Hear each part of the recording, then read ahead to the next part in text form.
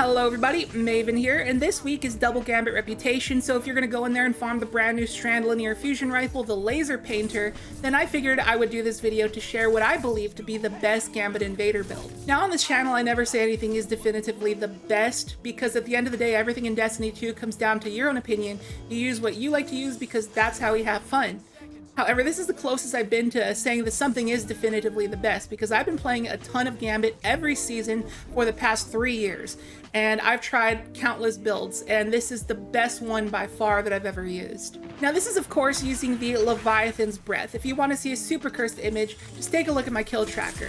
If that ain't proof of this being a good Gambit Invader build, then I don't know what is. So during this video in the background gameplay, you're just going to see a ton of clips of me invading and wiping the enemy team. And now these are only the clips that I've clipped. There are so many more times that I didn't clip. And yeah, because this build team wipes more often than it doesn't. So it is very consistent and very effortless to use. Now this build uses the Oathkeepers, and as you know, the Oathkeepers just got a massive buff recently. However, this new buff does not work with the Leviathan's Breath. So it is literally there just so that we can hold bow charges indefinitely, and that's going to make it so much easier to snag kills when we invade with the Leviathan's Breath. Invading with the Leviathan's Breath is as easy as just point and click. You'll one-shot anything to the body except roaming Titan supers. The only skill gap with this build, and invading in Gambit in general, is picking your placement. Like I said, the reason we're on Void, we gotta go invis so they can't see us, and we want to take a sneaky route. We don't want to go head on, because people who are smart in Gambit, they know the invader spawns and they know where to look, where you're going to pop out from. So you want to take a different route to throw them off, and after every kill you always want to immediately go invis and sneak around a sneaky way to the next person and just kind of follow along with that. You can see me doing that in the background gameplay. So we're going to talk about the build here. Don't forget to drop a like, and I hope you enjoy. So first off, if you hear any audio cut out from the background gameplay, it is because somebody was talking and I just cut that part of the audio out. So like I said, we're using the Oathkeepers with this build because it allows us to hold bow charges indefinitely. That's going to be very useful for when we invade and we're bot walking around holding a bow waiting for somebody to peek around a corner, because if we don't have the Oathkeepers, then we might need to redraw our bow. And it's the Leviathan's Breath, so you know that it takes a long time to draw, so the Oathkeepers could save you a lot of time. But not only that, it also greatly increases the airborne effectiveness of bows. It pretty much maxes out their airborne effectiveness, and that's very useful for some jump shots. I know I had at least one clip of a jump shot. I'll probably try to put it in right now and conveniently time it in the video so you can see it, but I do jump shot the last guy when I invade. And that is another thing that the Oathkeepers are good for, the aerial plays like that. Now on to the subclass. Like I already said in the intro, we got Vanishing Step and Trapper's Ambush just so we can go invis more. They also buffed the Smoke Bomb, so for the PvE portion of Gambit, you can weaken targets for 8 seconds with that Trapper's Ambush, so that's pretty good.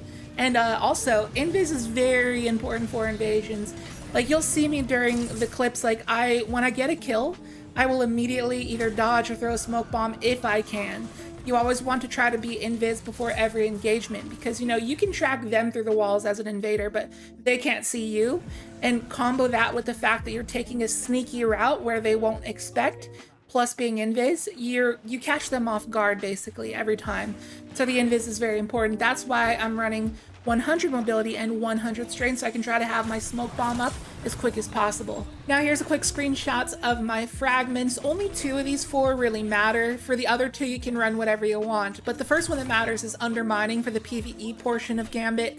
You want to have those weakening nades to provide a 15% debuff, because there's a lot of mini bosses and majors in Gambit, as well as the primeval obviously. And then the next one that matters is persistence. Whenever you run anything Void in Destiny 2, you should always have persistence. This is just like a must-have for Void 3.0. For us specifically, we're trying to use it to stay invis longer, give us more time during our invasions to sneak up on them. Now here is a quick breakdown of my mod setup. Now to be completely honest, a lot of these mods don't really matter, especially in Gambit. Like for example, on our helmet, Finder mods don't actually work. You don't want to run ammo finders in Gambit. So I'm running Dynamo and Ashes to Assets just because it helps with our super cooldown. Pair that with the fragment called Echo of Reprisal, and you can get your super decently quick, and we want to have that deadfall tether ready for the primeval. And then, you know, just because I had extra room, I threw on void targeting to help our Leviathan's breath. Now you notice here that I have 3 different kickstart mods for all of our abilities: melee, grenade, and utility.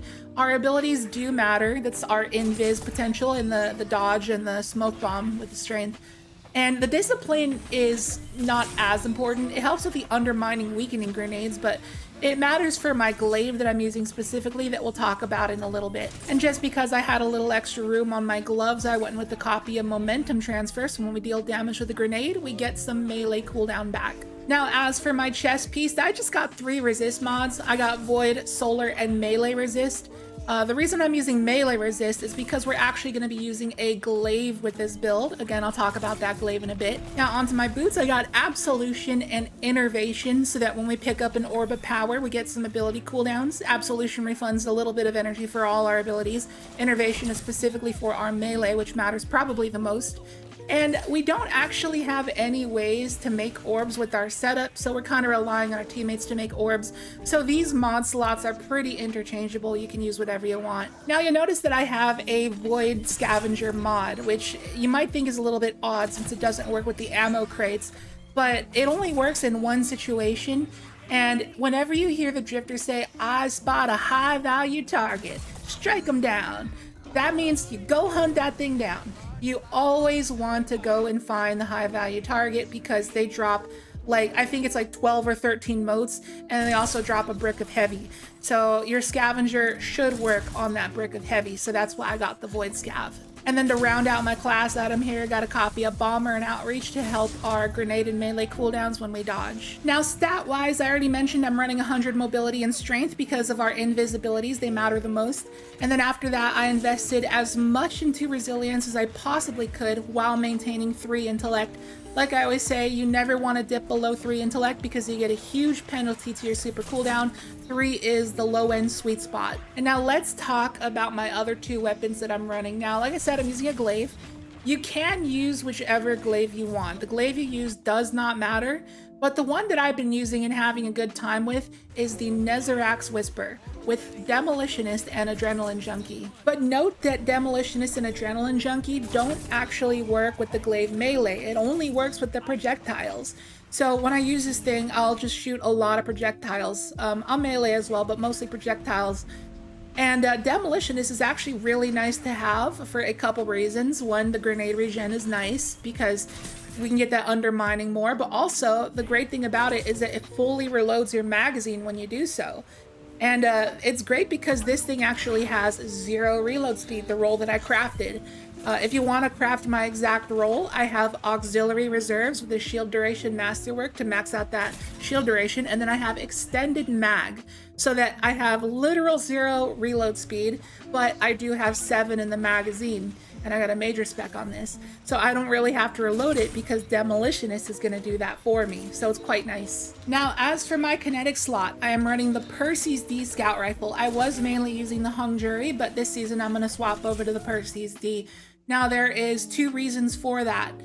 For one, it's good to whip out a scout rifle for invasions when you run out of Leviathan's breath ammo. So that's the reason number 1. Reason number 2 is that it is a 150 RPM scout rifle, so it's going to be better at further ranges than the 180 RPMs like the Hung Jury. And that's important because there is some situations and some angles and some maps, mainly the Mars map, where the opponent is just so far away that your Leviathan's breath will start like whiffing shots on them, and it'll be hard to hit your shots. And when they're like super far away, like 150 meters, that's when you want to whip out your scout rifle because it'll probably be easier to hit your shots with that. Now, why Percy's D over every other scout rifle? It is because it has the highest zoom. It has 22 zoom, and the standard zoom for 150s are 21 zoom. So I feel like the Percy's D would be the most effective. And the roll that I use on this thing is rapid hit with explosive payload, which I believe is a pretty good roll for PvP. However, I will throw it out there that if you are a confident sniper, you should run a sniper in this slot instead of a scout rifle. I personally suck at sniping, but if you can snipe, use something like a Succession or like your best PvP Defiance of Yasmin, and that'll do nicely as well. So that about does it for the build, and on to the wrap up. Now, I might have already said this part multiple times in the video, and I sound like a broken record, but when you invaded this build, you always want to be sneaky. Take the back roads, take the alternate routes. Don't go to the obvious lanes. Any good player is going to know where they expect you to peek, and if you peek there, they're going to snipe you or xenophage you. You have to take the back roads and always be invis even after every kill. So when you charge up that Leviathan's breast shot, it takes a long time. You always want to make sure you do that behind cover. Always have cover after every kill so that you can peek out, pop a shot, go back into cover, charge another shot. You can hold the bow shot indefinitely with the Oathkeeper so you don't have to worry. And there are places that I often gravitate towards on certain maps that you've seen during the background gameplay. Like if I'm on Mars, for example, I will take the portals if I spawn near them so that I can appear somewhere they don't expect. And, you know, if you spawn at the factory, I'll go up top and peek around the corner, but often I'll dip around the corner and try to take the back road. And then if I'm on Titan, there's that back room, that back middle room in the middle of the map I like to go towards. You know, if you spawn in command, which is a very often place you will spawn, people will often be looking straight down at the bottom floor of command, waiting for you to peek around the corner. So you want to go invis, go around the back side of the map and go into that room. And I do the same thing if I spawn in the Gulch. Now on Nessus, the most common place you'll spawn at is the steps. And in which case I rarely ever go straight forward in the steps to the high ground. I will often take the low ground, and I'll take the lower stairs on the left and pop out on that area they won't be looking at, because they're often going to be looking for an invader at the top of the steps. And on the EDZ, it is probably the easiest because it's the smallest map, and I just use the rocks for cover and peeking, and then I use the ruins for cover and peeking. If I spawn on either side of the map, it's pretty simple on that map. Now, as for the PvE portion of this build, all you really need to know is spam glaive and grenades. There you go. It is easy as that. The glaive is such a good option, and I would not recommend using anything other than a glaive. It's so good for ad clear and very good for killing blockers, and also pretty decent for the primeval as well. And you can just wail on that primeval with the glaive, and every time that you see the primeval winding up a stomp animation, simply just hold up your glaive shield, block the stomp, and then go back to meleeing it. Every time it stomps, just block it. Anyways, that's enough rambling. As always, I will leave a dim loadout link to this build down below in the description if you would like to give it a try. If you are going to farm some Gambit, this is a build I would highly recommend. It has definitely been the most effective for me personally over the years. So thank you so much for watching the video. I hope you enjoyed it. If you did, be sure to hit the like button and drop a comment, because interacting with the video in different types of ways like that really helps it out and helps the algorithm. And if you are new here, consider subscribing. Would love to have you here. And with that, I'll catch you in the next video. See you later.